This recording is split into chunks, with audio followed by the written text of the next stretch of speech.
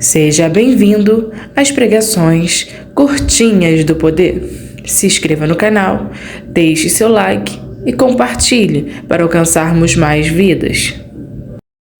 Abra comigo a sua Bíblia, no livro do profeta Ezequiel, capítulo de número 37. Diz assim o texto: Veio sobre mim a mão do Senhor, e Ele me levou no Espírito do Senhor, e me pôs no meio de um vale que estava cheio de ossos. Ele me fez andar em redor deles, e eu vi que eram muito numerosos sobre a face do vale, e que estavam sequíssimos. E ele me perguntou: Filho do homem, poderão viver esses ossos? E eu disse: Senhor Deus, tu sabes.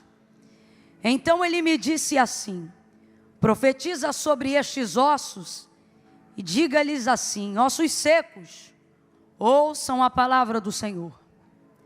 Assim diz o Senhor Deus a estes ossos: farei entrar em vós o Espírito e vivereis. Farei entrar em vós o Espírito e vivereis. Farei entrar em vós o Espírito. Completa aí para mim, por favor, gente. Farei entrar em vós o e vivereis. Porei nervos sobre vós. Farei crescer carne sobre vós. Sobre vós estenderei pele e porei em vós o Espírito e vivereis. Então sabereis que eu sou o Senhor. Portanto, profetizei como se me deu ordem. Enquanto eu profetizava, houve um ruído, um barulho, e os ossos se ajuntaram, cada osso a seu osso. Olhei e vieram nervos sobre eles, cresceu a carne. Estendeu-se a pele sobre eles, mas não havia neles espírito. Vamos lá, mas não havia neles? Não havia neles. Então ele me disse assim: profetiza ao Espírito, profetiza, ó filho do homem, e dize ao Espírito: assim diz o Senhor Deus, vem dos quatro ventos, ó Espírito, e assopra sobre estes mortos para que vivam. Então profetizei como ele me deu ordem, e então o Espírito entrou neles e eles viveram. Aleluia. E se puseram em pé um exército grande e numeroso, em outras versões, um exército grande e poderoso. E você diga amém por essa palavra. Graças a Deus. Eu estou com algumas informações na minha cabeça e eu vou te pedir paciência, porque o Espírito, ele é muito mais veloz do que a nossa capacidade humana, não importando o tamanho da nossa capacidade humana. Tudo aquilo que o Espírito nos confia sempre vai se sobrepor à nossa habilidade, à nossa capacidade.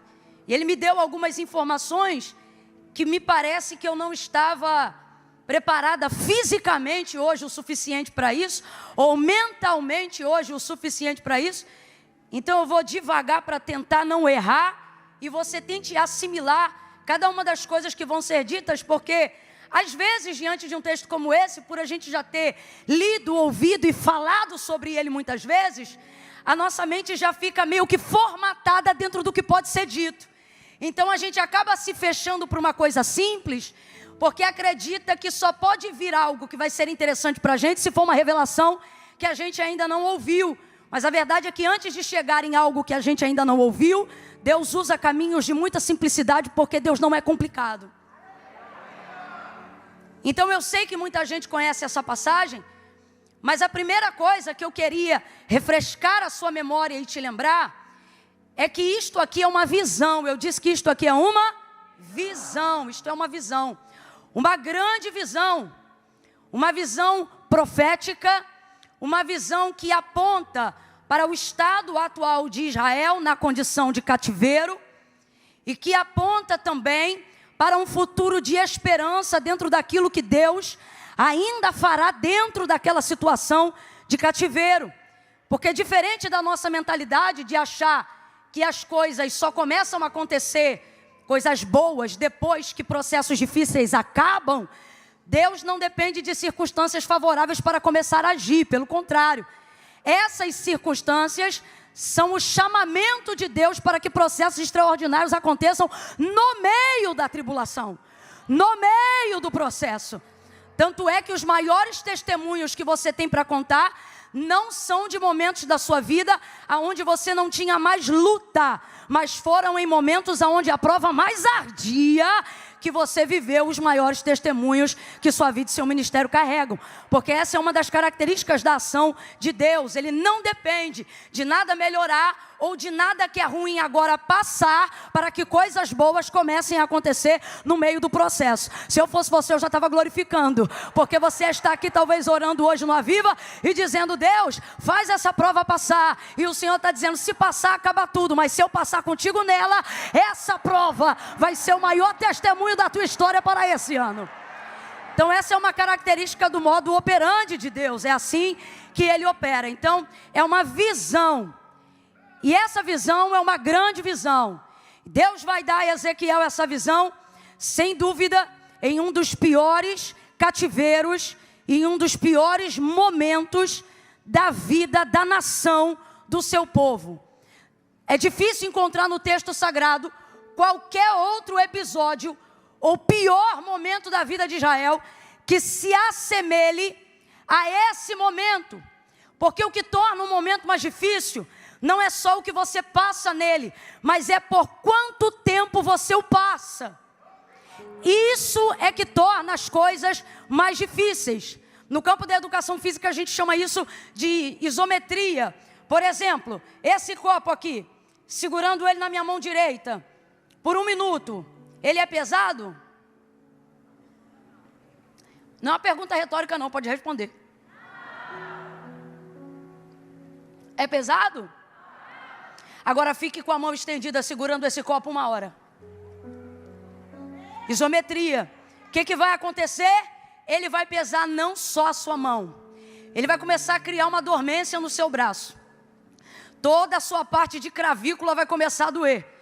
E vai começando o cata-cata. Dói aqui, até a caixa torácica vai doer. Por estar de pé vai afetar a sua coluna. E então o ciático vai começar a apertar. Tudo porque você está com um copo que não é tão pesado segurando em um braço. E aí eu te pergunto de novo, o copo é pesado? É por causa da quantidade de tempo que você está segurando ele, que aquilo vai se tornar uma tortura. Então por isso, o cativeiro babilônico foi sem dúvida o pior momento da trajetória registrada de Israel, não só pela tortura, prisão, morte, luto, entre tantas outras coisas que os cativos passaram, mas principalmente por causa da durabilidade do tempo que eles foram submetidos.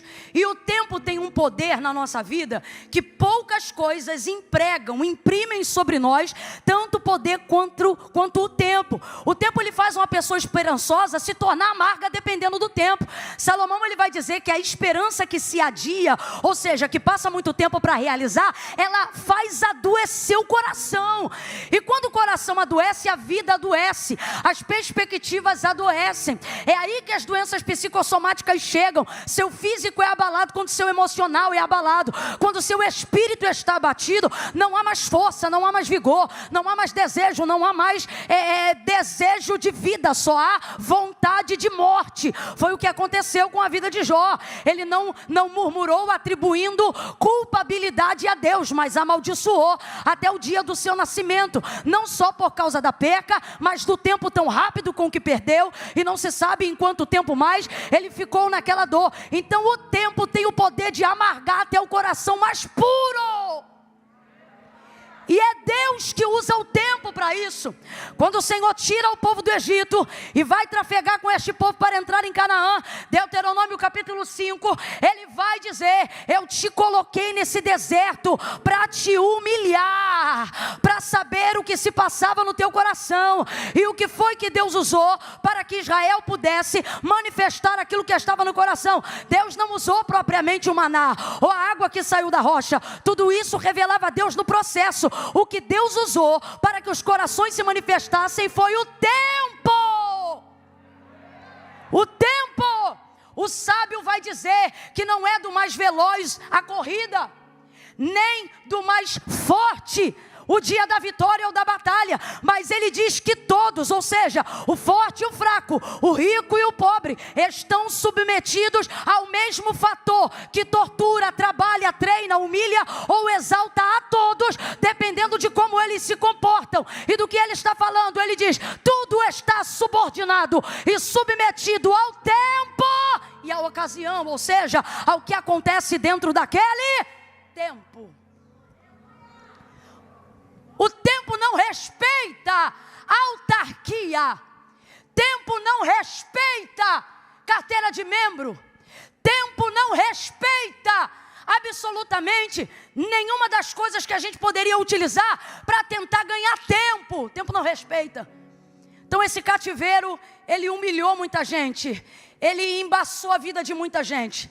A visão que Ezequiel está recebendo agora, a visão, diga comigo, a visão que Ezequiel está recebendo agora, é uma visão que fala sobre o seu estado, o estado da condição da nação aprisionada, fala sobre o que já aconteceu e fala sobre o que ainda vai acontecer. Porque uma característica das visões que Deus dá, é que Deus nunca fala só do que aconteceu. Ele até começa falando do que aconteceu, para mostrar qual é o estado original, ou para mostrar o que o tempo fez com você. Então em uma parte ele revela o que o tempo fez com você, e em outro momento ele revela o que ele fará com você. E Deus nunca usa o tempo da visão para falar só do que aconteceu. Deus vai se revelar numa visão a Ezequiel para falar do que vai acontecer. Então Deus está dizendo aos homens que recebem uma visão: tenham isso em mente, eu vou não só atestar o estado que você está, mas eu também vou revelar o lugar que eu vou te colocar. Eu não sei se você está entendendo, mas Deus me trouxe hoje aqui para dizer a alguém: há esperança na revelação do futuro, há esperança para quem persevera no tempo da dor. Deus então se manifesta a Ezequiel e entrega essa visão, uma visão global, uma visão nacional, uma visão que vai mexer com o mundo internacional, porque tudo que passa em Israel mexe com o mundo, com os governos, com os poderes. Nessa visão que Deus entrega a Ezequiel, toda ela é dada em espírito. Completa para mim, por favor. Ele a recebe, toda ela ali é dada em espírito. Deus é espírito. Deus vai compartilhar com ele tudo da maneira dele em espírito. É uma visão, lhe foi entregue em espírito. Eu quero que você entenda isso, não é um sonho. Sonhos podem ter influências espirituais, mas sonhos não são visões. O profeta Isaías vai ensinar aos profetas dizendo: quando vocês tiverem um sonho, não digam eu tive uma revelação, diga eu sonhei. Tudo separado no seu devido lugar. A mulher de Pilatos, por exemplo, estava sob forte influência numa atmosfera espiritual daquilo que estava para acontecer com Jesus. Mas o Senhor não lhe entregou uma visão. Contudo, por causa da influência espiritual da crucificação de Cristo, e por ele ser mantido por Pilatos, que era marido dela, a casa dela se conectou a uma atmosfera espiritual, e ela teve um sonho, ao ponto que lhe perturbou a alma e lhe tirou a paz. Ela procura o marido dela e ela diz: não entres na questão deste justo, porque nessa noite eu muito padeci num sonho por causa dele. O texto não revela o que ela sonhou, mas o texto deixa claro uma revelação que era verdadeira. Enquanto o homem Cristo estava sendo acusado por crimes que nunca cometeu, mesmo sem ela ter relacionamento com ele, por divina revelação que estava sob influência de um sonho, ela vai dizer e afirmar que ele era justo. Mas eu quero que você entenda, não foi um sonho que Ezequiel teve, foi uma visão. Quando Deus quer falar com homens espirituais, Ele entrega a estes homens uma visão espiritual, que vai apontar e vai estabelecer a maneira como nós devemos agir no físico, porque as visões são escassas. As visões vão se tornar completamente escassas nos dias do sacerdote Eli, quando ele tinha os seus filhos como administradores da casa de Deus, Ofni e Finéias. Quem ainda está comigo, diga amém. Naqueles dias o texto diz que as visões eram raras e as palavras de Deus eram escassas. O que o texto está dizendo? Que Deus não se revelava por intermédio de comunicação clara, seja verbal ou visual, diante do seu povo. E por que Deus não se comunicava de maneira clara, audível ou visual diante do seu povo? Porque os filhos de Eli, Hofni e Finéias eram 2 prostitutos que prostituíam absolutamente tudo que deveria ser sagrado e santificado. Até que, depois que Ana entrega o seu filho para ser criado na casa de Deus, Deus vê ali pureza, Deus vê ali integridade, Deus vê ali santidade, Deus vê ali espiritualidade. Então as visões voltam nos dias de Samuel, a clareza volta nos dias de Samuel, a revelação volta nos dias de Samuel.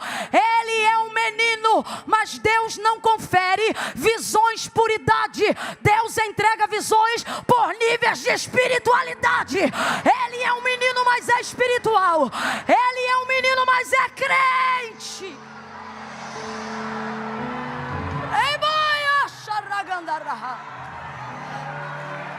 É menino, mas é puro. É menino, mas é santo. É menino, mas não se prostitui. É menino, mas não corrompe. É menino, mas não rouba oferta. É menino, mas não mete o dedo na caldeira. É menino, mas não adultera. É menino, mas não vacila. É menino e é santo. É menino e é puro. É menino e é íntegro. Deus vê lugar para revelação clara, para visão que aponta para destino. Deus vê lugar para plataforma segura,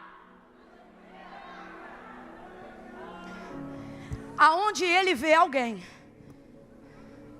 com capacidade de manifestar entendimento espiritual. Agora, você vai ver que Samuel ainda não é nenhum teólogo formado.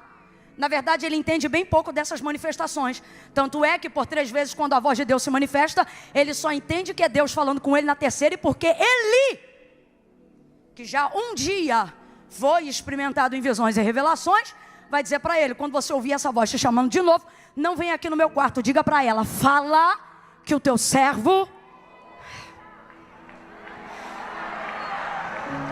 Tendo dito essas palavras, seguindo a orientação de quem sabe, mas não vive... Porque Jesus dizia acerca dos fariseus, e aí eu não me refiro a Eli, mas refiro-me a quem é muito bom de pregar sobre vida espiritual, a quem é muito bom de ensinar sobre o que a Bíblia diz. E acerca dos fariseus, Jesus dizia, quem fizer o que eles mandam vai ver Deus. Jesus disse isso. Quem ouvir as palavras deles verá a Deus. O que ele está dizendo? Porque o povo que acredita no que eles falam, mas mais do que acredita, pratica aquilo que eles falam, vai conhecer o Pai. Por quê? Porque eles não falam mentira, eles falam verdade. Tanto é que quando Jesus falou a primeira vez, e todos se maravilhavam de como ele era poderoso em palavras, não se maravilhavam porque ouviram novidade. Disseram, ele fala o que nós já sabemos, mas ele fala como quem tem autoridade. Oh, então ele dizia, quem ouviu o que eles falam, vai ver a Deus. Agora, eles verão a Deus? Não, não verão. Porque eles são bons no estudo. Desculpa a expressão, mas só para a gente entender. É gente que um dia teve uma experiência, mas achou que a espiritualidade ficou lá atrás. Só que Deus nos trouxe nessa noite de avivamento. E isso não é só sobre a Igreja da Penha. Isso é sobre todo o Rio de Janeiro. E aonde houver uma ADVEC conectada, os céus estão abertos sobre o Brasil nesse dia. Eu vou falar debaixo da unção que Deus me confiou. Eu vou repetir. Os céus por estes dias estão abertos no Brasil. Não é no Rio, não é São Paulo. É no Brasil. Mas alguém liga comigo? Esta palavra estão abertos sobre o Brasil. E a mensagem para hoje, pregada de diversas formas, ela tem uma temática. E qual é? Deus quer voltar a entregar visões claras, objetivas e extraordinárias, que apontam destino de nação, que apontam destino de reino.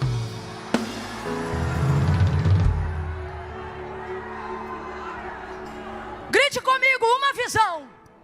Você não gritou. Ai, Camila, que eu não sou muito de gritar. Veio no dia errado. Diga comigo, uma visão. dizendo, você não precisa de um exército, você precisa de uma visão. Um exército não dá uma visão, mas uma visão levanta um exército.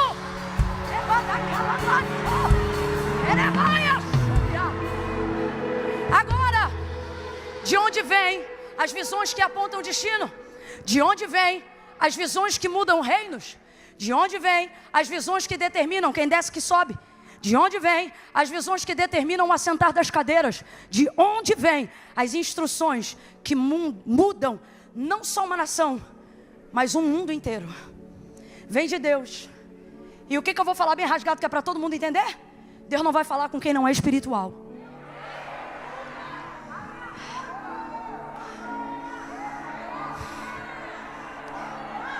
Deus nos guarde nessa noite e para sempre. Eu vou repetir isso. Deus nos guarde nessa noite e para sempre da desgraça de viver do seu nome e não conhecer mais a autoridade da sua presença, não conhecer mais o poder, a soberania, a grandeza do Deus que revela a influência espiritual sobre questões físicas, cotidianas e corriqueiras. Eu vou falar como Deus está mandando. Que se volte aqui nessa noite o tempo aonde você saía de casa cantando uma música e você pensava que era da sua cabeça. Quando você chegava, principalmente na época que a gente ainda cantava hino da harpa. Quando você chegava, meu irmão, a harpa tem mais de 600 hinos. Aí você pensava, escolhi um, vem cantando ele. Quando chegava o culto abria com a música que você cantou o dia inteiro. Aí alguém pensava, nada a ver, mas você sabia, né? Não, hoje eu estava ligadinho. Deus estava falando comigo. Que volte o tempo aonde o cotidiano revelava a manifestação sobrenatural do Deus Espírito, que fala em Espírito, prega em Espírito, anda em Espírito, ressuscita em Espírito. Ele cura cancerosos no Espírito e isso se revela no corpo. Ele visita os aidéticos no sangue e isso se revela na saúde. A obra é espiritual e quem for espiritual vai receber visão, poder, destino e dedicação. Deixe que riam dos espirituais. Deixe que riam de você que salta da cadeira. Deixe caçoarem da sua língua, que é mais estranha do que as estranhas. Porque enquanto ele fala a mesma língua do dia que ele foi batizado, você já foi renovado para mais de 100 vezes desde que recebeu o batismo. Deixe.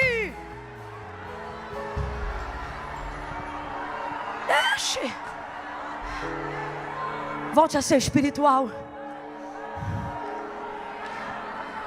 Mas há um medo de ser espiritual.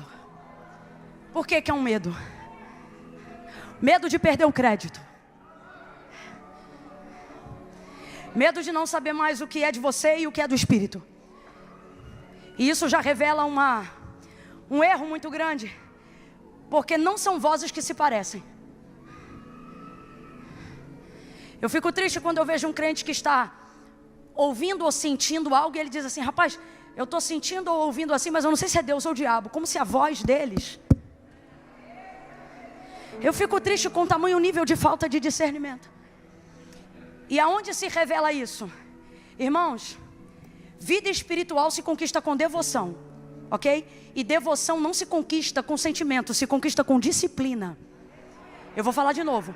Vida espiritual se conquista com devoção. O que é devoção? Você ser devocional. Em que lugar o Deus sagrado é adorado na sua casa? De que maneira? Quantos minutos por dia? Quantas horas você dedica para Ele? O Deus que se revela pela sua palavra, tal palavra, você só abre ela quando está no culto ou ela tem lugar de fala na sua casa sem culto? É sobre isso que eu estou falando, devoção. Abra comigo a sua boca e diga devoção. Diga devoção. Devoção te dá passe para a vida espiritual, ok? Só que devoção não vem com efusão. Devoção vem com disciplina. Não é sentir para orar, é orar até sentir. Disciplina. Disciplina. E dentro de uma vida devocional, toda a capacidade de discernimento para você saber o que é de Deus e o que não é vem. E por que vem? Porque você começa a desenvolver com Deus experiência, convivência, contato. Abra a boca e diga relacionamento. O problema é que somos bons de buscar a Deus em momento de socorro. Então só sabemos que é Deus quando Ele age em situações impossíveis. E por que você só conhece Deus quando Ele se revela com milagre? Porque você só busca Ele no socorro e não desenvolve com Ele relacionamento, porque não tem vida devocional. Vou falar rasgado que é para todo mundo entender. A gente é bom de campanha. A gente é bom de propósito. Agora, pegamos as disciplinas espirituais e começamos a fatiá-las para momentos de angústia.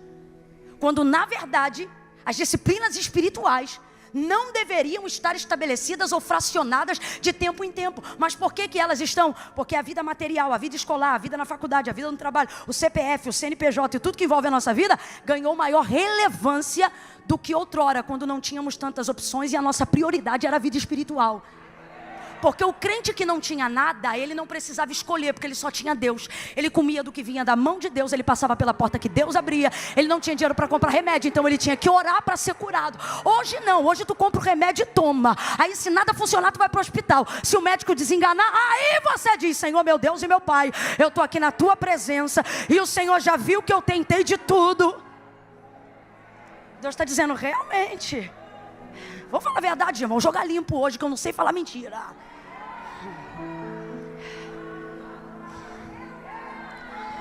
Antigamente, quando você dependia dele mandar o dinheiro para ter a compra do mês, quando você comprava que chegava, eu vivi isso com a minha mãe há muitos anos, ela não deixava a gente meter a mão na sacola do biscoito, ela dizia: tira a mão, vamos orar. A compra tinha que ser orada antes de entrar no armário. Eu não estou dizendo que você tem que fazer isso, eu só estou falando sobre como a vida espiritual era realidade diária no nosso dia a dia. Não se saía de casa sem orar. Vou falar bem aberto, gente. Não se orava em carro. Tinha que tirar nem que fosse 1 minuto de joelho. Devoção.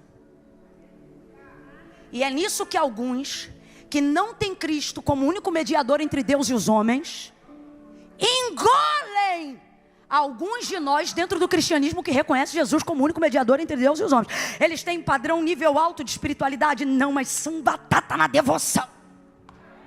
Ou irritação. Então veja, numa visão altamente espiritual, o apontamento de um novo destino que encerra um ciclo de anos de destruição e de desgraça será apresentado a um homem que vai compreender que não está diante de uma imaginação, que não está diante de um momento de êxtase, que não está diante de um pesadelo, porque o vale poderia ter sido muito mais tido como um pesadelo do que como um sonho. Esse homem compreende isso. E aí agora vamos para o segundo ponto e eu encerro no terceiro. Ele vai se relacionar dentro do mundo espiritual com consciência racional. Quando a sua vida espiritual é em dia, aquele discernimento que eu te falei que só vem por intermédio da devoção, ele está com você aonde sua carne estiver, aonde a sua alma estiver. Se você tiver vida espiritual com Deus, seu espírito dominará sobre a sua alma em qualquer região, em qualquer esfera. Para ninguém achar que eu sou maluca, ou só porque alguém ainda não viveu esse nível de experiência, vamos falar rasgado. Quem aqui pela psicologia discerne que já viveu o que chamamos de paralisia do sono, mas também discerne pelo espírito que estava numa batalha espiritual, enquanto um demônio tentava afligir você e te sufocar. Segunda coisa, tais episódios que podem ser discernidos por alguns como batalha espiritual, a outros como paralisia do sono e vice-versa, cada um de uma maneira. Uma realidade precisa ser tida: qualquer reação nessa paralisia, independente de religião, crença ou qualquer coisa que você acredite que eu digo ou não, uma das primeiras perdas de capacidade que a gente tem é a fala. Você quer chamar Jesus e não consegue? Estou mentindo ou estou falando a verdade, gente? Agora, bota a tua vida em dia no jejum para ver se tu fala ou não fala. É a capacidade que a alma tem, por costume, de estar subordinada ao espírito. A tricotomia do homem é dividida dessa maneira: espírito, alma e corpo. Vamos juntos? Espírito, alma e corpo. Vai você sozinho. De novo. A maneira que está distribuída no texto para explicar sobre a tricotomia do nosso ser, ela está distribuída exatamente na categoria que nós dividimos agora. Não sou eu que estou botando o espírito em primeiro lugar, é a palavra. O texto não revela alma, corpo e espírito, corpo, alma e espírito. O texto revela espírito, alma e corpo. Então quem vem primeiro? Quem vem primeiro? Porque Deus é. Então tudo tem que estar subordinado a Deus. E se Deus é Espírito, qual é a área da minha vida que precisa desenvolver prioridade? A vida espiritual. Então vamos falar a verdade? Quer avivamento e você acha que avivamento é o quê? Recompensa financeira? Prosperidade e paz? Deus está dizendo para mim e para você: organiza a tua vida espiritual que eu arrumo o teu vale. A vida, eu vou falar abertamente que é para todo mundo entender. Irmãos, tem depressão sim, que precisa ser cuidado com reposição hormonal, precisa ser cuidado com terapia. Eu amo a ciência que Deus confiou ao homem. Eu amo a capacidade organizacional da psique humana por intermédio de alguém que entendeu os gatilhos da mente. Não há aqui uma pessoa que por causa de uma vida espiritual idiotizou a ciência. Eu acredito em cada uma delas, eu indico elas. Agora, tem gente que está tratando como depressão algo que nem a terapia vai resolver completamente. Por quê? Não é queda de hormônio, não é necessidade de substância, é vida espiritual desorganizada. Deus está dizendo com carinho aqui para mim e para você, porque eu estou embutido em tudo que eu estou pregando aqui. Inclusive só há autoridade na fala, porque há autoridade no erro. Cadê sua espiritualidade? Cadê minha espiritualidade? Mas a gente não percebeu a agenda que a gente chama, que começou agora. Alguém pensa dos anos 2000 para cá, essa agenda maligna e satânica, sutilmente na verdade ela está em nós, ou na nossa sociedade, muito antes da década de 90, no início dos anos 80. Quando cada brasileiro, já independente de questão financeira, podia ter uma televisão na sua casa.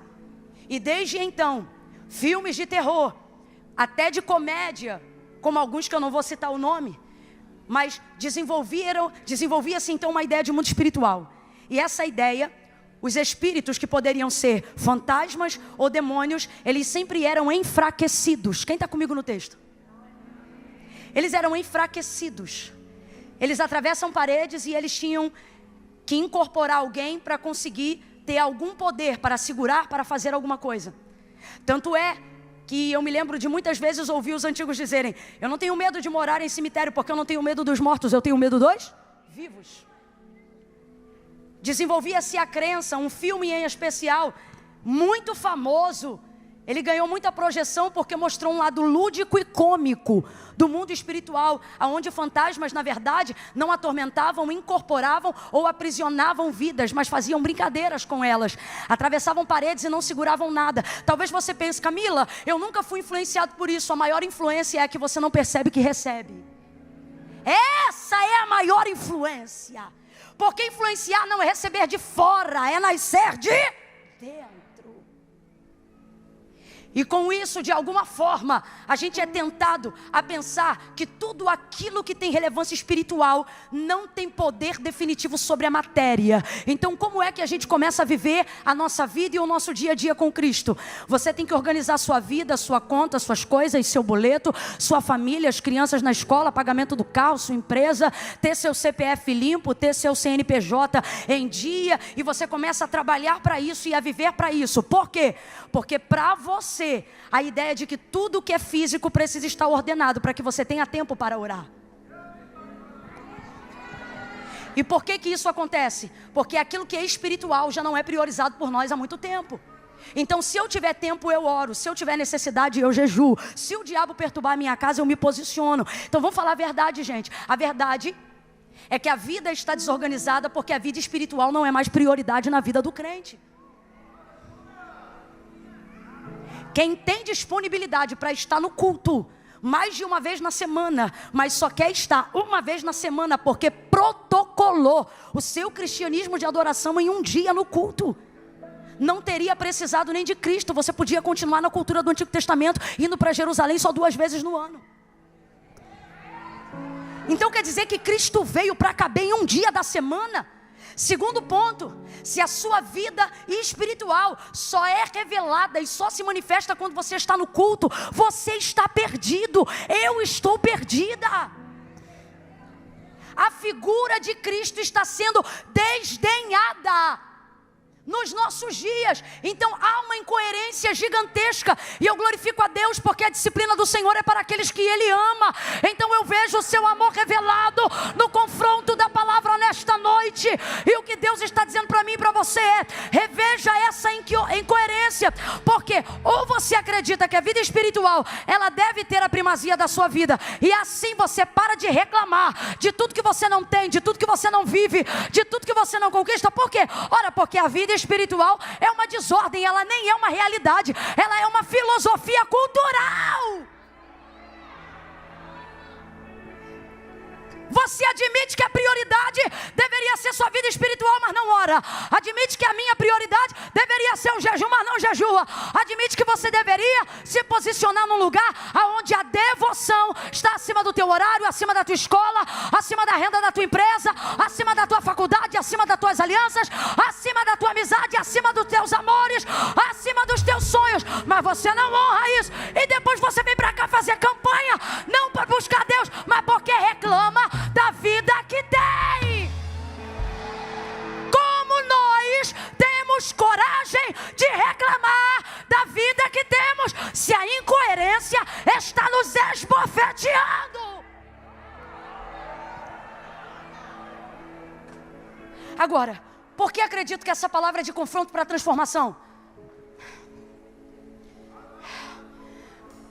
Porque acreditamos que tudo que vemos, temos e vivemos vem de Deus.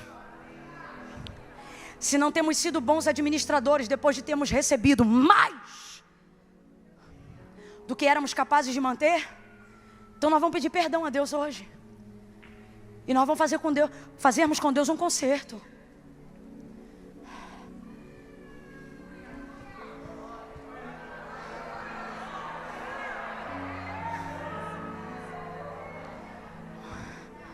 Ah, Camila, eu oro, Deus não fala comigo.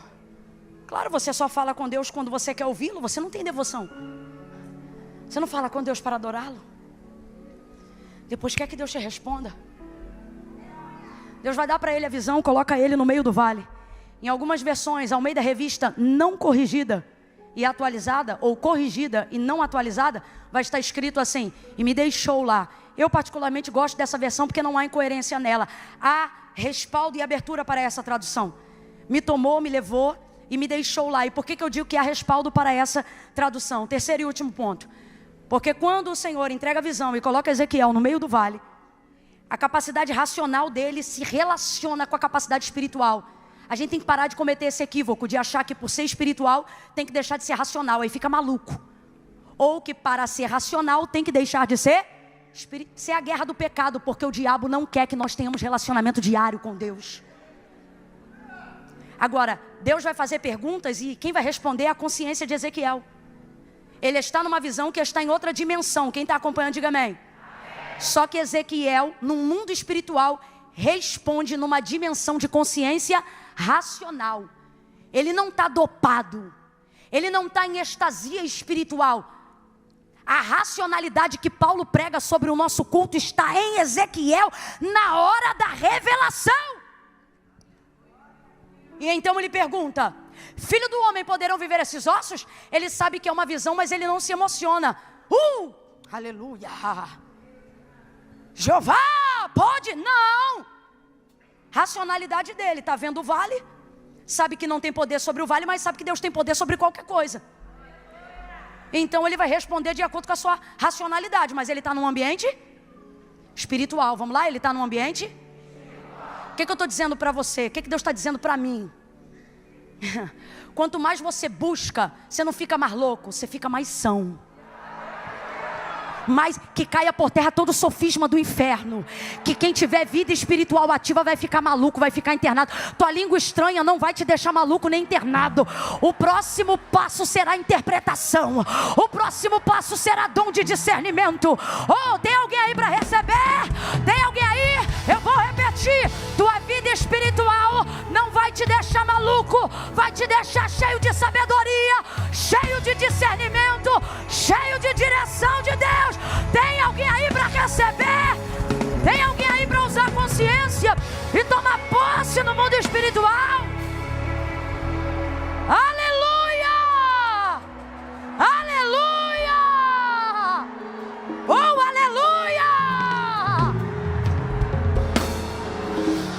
Com a consciência ele responde sem emoção. Tem emoção aqui não, meu irmão. Só tem vida espiritual e vida racional. Senhor Deus Jeová, tu sabes. Tu sabes. Então o Senhor diz assim para ele, usando a consciência dele. Porque Deus é espírito, eu sou espírito, alma e... Então vamos lá, Deus é? Mas eu sou o quê? Deus é o quê? Mas você é o quê? Deus sendo espírito, faz o que quiser, do jeito que quiser, na hora que quiser. Eu não. Eu tenho que organizar as coisas que Deus faz em mim. Então ele fala no espírito. No espírito eu recebo, mas executo na racionalidade. Filho do homem, é Deus espírito falando com ele. Poderão viver esses ossos na racionalidade, porque ele é homem, não é Deus, ele responde. Senhor Deus, tu? Então profetiza. A impressão que a gente tem, por causa da emoção, e de achar que espiritualidade tem mais a ver com emoção, só que espiritualidade tem mais a ver com racionalidade do que você imagina. Ai, olha aqui que forte. Deus disse profetiza e ele começou a profetizar. Oh, mano, você leu comigo. Calado ele estava, calado ele ficou. Por quê? Porque eu não vou profetizar segundo uma palavra que eu estou imaginando. Até porque a realidade na visão desse vale é desordenada, é horrível. Eu não vejo em mim capacidade e habilidade para desenvolver nada nesse vale. Então ele disse profetiza, mas ele estava esperando o que Deus ia mandar ele profetizar. Então guarde isso. Quer ter uma vida espiritual profética ativa? Não profetize o que você sente. Só abra a boca quando Deus te entregar a palavra. Profeta de verdade não inventa nada. Profeta de verdade, ele desenvolve a capacidade de repetir o que a palavra já disse. Aprende a liberar a palavra. Aprende a falar o que Deus já disse. Aprende a... Meu Deus, estou sentindo uma graça de Deus tão grande aqui. Bota a mão no ombro do vizinho, vai, mexe com ele. Bota a mão no ombro da vizinha, vai. Vai. Camila, ele não está com cara boa não. Mostra para ele que profeta não tem medo de cara. Bota a mão no ombro dele e diz assim, repete. Fala, repete tudo que Deus já te disse. Se ele disse eu vou salvar o teu marido, tu vai andar pela casa dizendo, Deus vai salvar o meu marido. Deus vai salvar meu marido. Se ele já disse, eu vou fazer do traficante um evangelista, anda pela casa dizendo, o meu filho não é traficante, ele é um evangelista. Abra a tua boca e profetize. Abra a tua boca e libere a palavra que Deus já te entregou.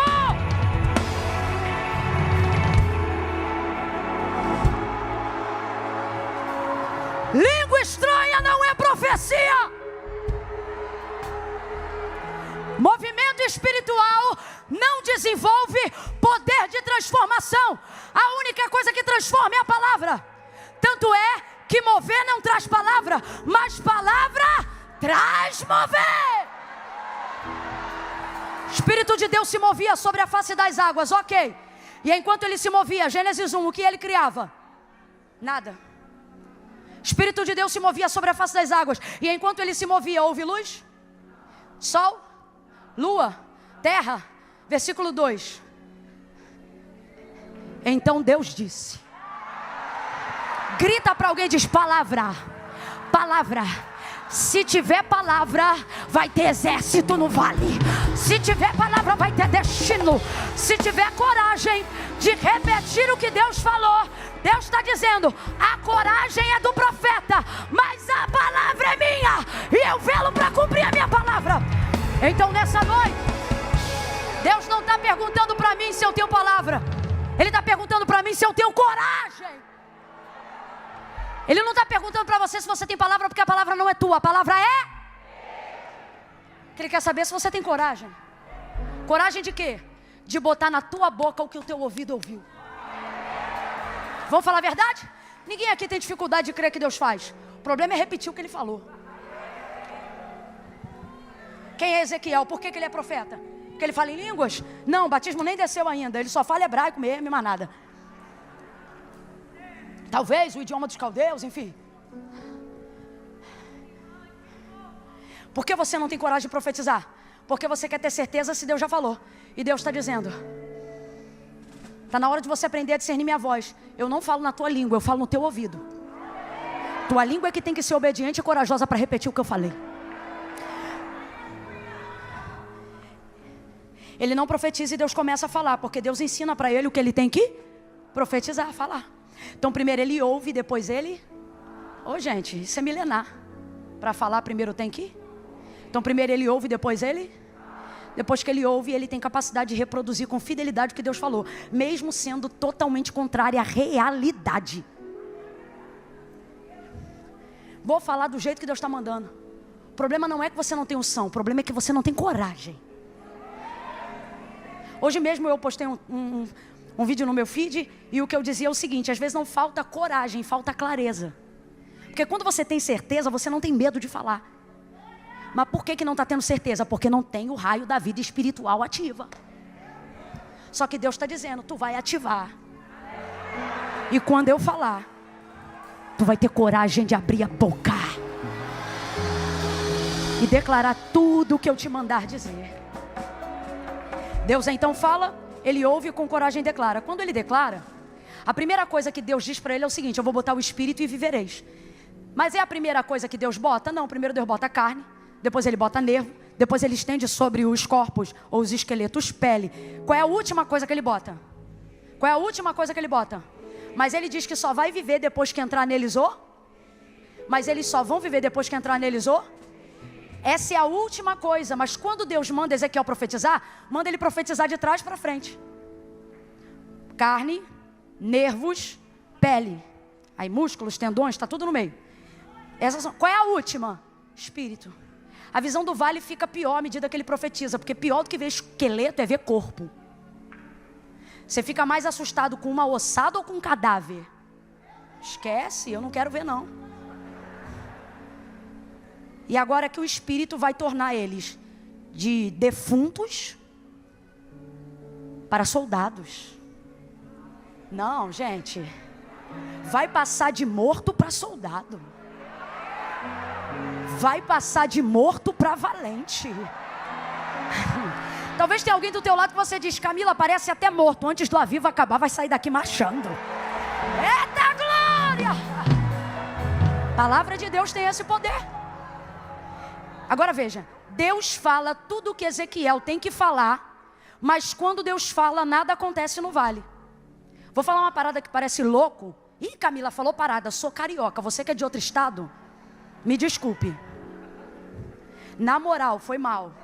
Não, cara, desculpa. Ô, bicho. Deus falou primeiro. Quem falou primeiro? Quem liberou a palavra poderosa primeiro? Só que os ossos só se mexem e só se levantam depois que quem fala? Deus ou Ezequiel? Teria Ezequiel mais poder para exercer a palavra de Deus do que o próprio Deus da palavra? Tem alguém em dúvida? Eu vou perguntar de novo e já vou mirar o microfone. Quando Deus fala, o que acontece? Nada. Mas quando Ezequiel fala, o que acontece? Tudo. Vamos lá? Quando Deus fala, o que acontece? Mas quando Ezequiel fala, o que acontece? Tudo que Deus falou. Então eu pergunto, haveria na boca de Ezequiel mais poder para ministrar a palavra do que na boca do Deus da palavra? Claro que não! Heresia! Antes tudo que eu. Não. Mas por que quando Deus fala não acontece nada? E é por isso que eu gosto da versão Almeida corrigida não atualizada. Porque ela deixa claro algo que aconteceu ali no mundo espiritual. Me tomou, me levou e me deixou. Então vamos lá, Deus está no vale na sua onipotência? Deus está em uma figura acessível ao vale a Ezequiel ali? Não, não está.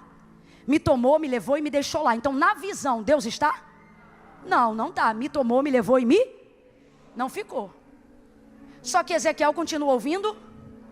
Então entenda, Deus não está no vale, mas está em alguém que está no vale. Alguém entendeu? Então vamos lá, ele não está no vale, mas ele está onde? Vai, ele não está no vale, mas ele está onde? Ele não está no vale, mas ele está onde? Ele não está no vale, mas ele está onde? Ele está com o profeta. Ele está em quem repete a palavra. Às vezes você olha para o vale e você diz: Deus, resolve isso. Você diz: Deus, arruma isso. E Deus está dizendo: eu não vou arrumar nada que eu já te dei palavra para arrumar. Eu não vou entrar onde eu já te dei autoridade para entrar. Eu não vou pisar aonde eu já te dei poder para pisar. Tem palavra? Então abre a boca e profetiza. Dá um salto dessa cadeira. Quem quer mudar a vida espiritual hoje? Dá um salto dessa cadeira. Abre a boca e comece a profetizar. Comece a profetizar. Libere as palavras que Deus já te entregou. Repita as promessas que Ele já te fez.